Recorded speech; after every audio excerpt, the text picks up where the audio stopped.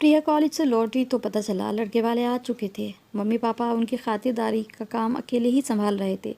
भाभी कमरे में बंद, जानबूझकर। हाँ, उनका व्यवहार कुछ ऐसा ही था। परिवार में कोई भी काम पड़े कमरा बंद करके पड़ी रहती थी। मम्मी कहती थी कि पहले बेटे का ब्याह हो जाएगा तो घर में बहू आ जाएगी जो हिल मिल कर भाग भाग कर नंद के ब्याह के सारे काम संभाल लेगी। प्रिया ने भाई की शादी के सारे काम संभाले। घर की डेकोरेशन, भाभी की साड़ियों में फॉल, गोटा लगाना, चढ़ाव के बक्से को सजाना, तिलक की डेकोरेशन में बड़े से आंगन को सुबह से सजाने में जुट जाना, ऐसा बैकग्राउंड सजाना कि सभी फ़ोटो सुंदर आएँ। मतलब अपनी तरफ से कम खर्च और ढेर सारी मेहनत से शादी का इंतज़ाम वन करना। आखिर शादी थी बड़े भाई की, वो भी ऐसा कि मोहल्ले वाले कह उठे। बिटिया ने अपनी पढ़ाई के साथ मेहनत और लगन से सब काम संभाला। कौन कह सकता है कि माँ की तबीयत ठीक नहीं रहती है, तो बहू घर में आ गई। अब उसकी बारी थी नंद के विवाह में अपने गुणों का प्रदर्शन करने की। प्रिया अपनी मम्मी के साथ सबके खाने पीने का इंतज़ाम कर रही थी। लड़के की माँ बहू को कमरे से बाहर ना निकलते देखकर खुद ही उसके कमरे में चली गई। बहुत देर तक बातें करती रहीं, क्या बातें कर रही होंगी। और कुछ दिनों बाद उनकी चिट्ठी आ गई। वैसे आपकी लड़की भी हमें बहुत पसंद है, परंतु किसी ने एक और लड़की बता दी है।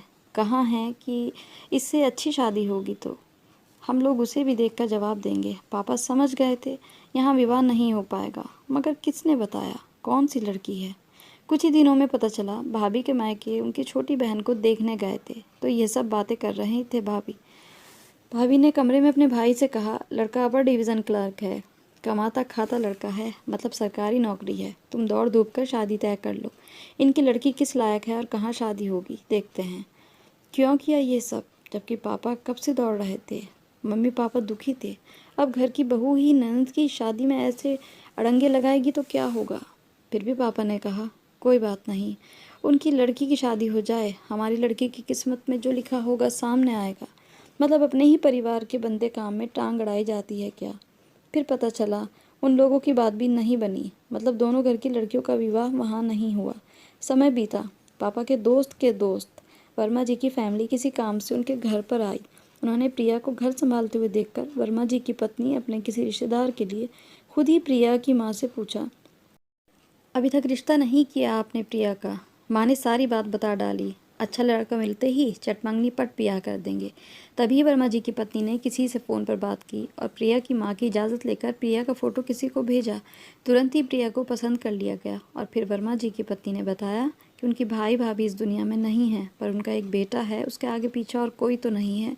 उसकी जिम्मेदारी वर्मा जी की पत्नी पर ही है, वह भी उसके लिए लड़की ढूंढ रही हैं। तब उन्होंने आगे बढ़कर खुद ही विवाह का प्रस्ताव प्रिया की माता पिता के सामने रख दिया। प्रिया ने घर का काम संभालते हुए उन्हें स्नेह और सम्मान से नाश्ता भोजन आदि कराया। वे उसके गुणों से बहुत खुश होकर हाथ मांगकर चले गए।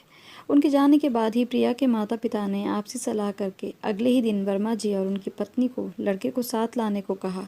शाम होने तक वर्मा जी और उनकी पत्नी लड़के के साथ प्रिया के घर आ गए। लड़का लड़की ने भी एक दूसरे को पसंद कर लिया।